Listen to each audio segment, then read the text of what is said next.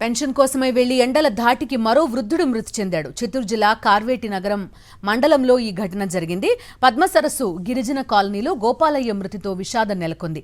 మామిడి తోటకు కాపలా ఉంటూ జీవనం సాగించే గోపాలయ్య పింఛన్ డబ్బుల కోసం గ్రామంలోకి వస్తూ మార్గమధ్యలో ఎండ వేడిమిని తాళలేక పడిపోయాడు.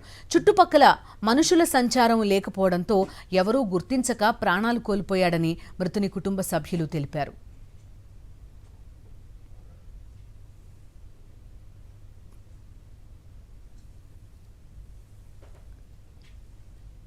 అన్నమయ్య జిల్లా లక్కిరెడ్డిపల్లి మండలంలో పింఛన్ కష్టాలతో ఒక వృద్ధుడు మృతి చెందాడు.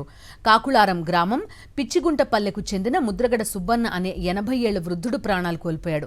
పింఛన్ డబ్బు కోసం రాయచోటిలోని కెనరా బ్యాంకుకి వెళ్లిన సుబ్బన్న బ్యాంకు ఎదుట నిలబడి కుప్పకూలిపోయాడు. స్థానికులు గుర్తించే లోపే మృతి చెందాడు. కుటుంబీకులకు సమాచారం ఇవ్వడంతో బంధువులు మృతదేహాన్ని స్వగ్రామానికి తీసుకెళ్లారు.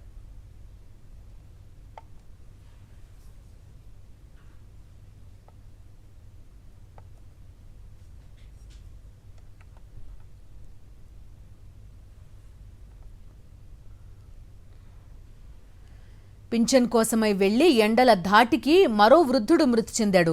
చిత్తూరు జిల్లా కార్వేటి నగరం మండలంలో ఈ ఘటన జరిగింది.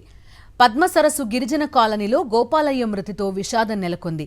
మామిడి తోటకు కాపలా ఉంటూ జీవనం సాగించే గోపాలయ్య పింఛన్ డబ్బు కోసం గ్రామంలోకి వస్తూ మార్గమధ్యలో ఎండ వేడిమికి తాళలేక పడిపోయాడు.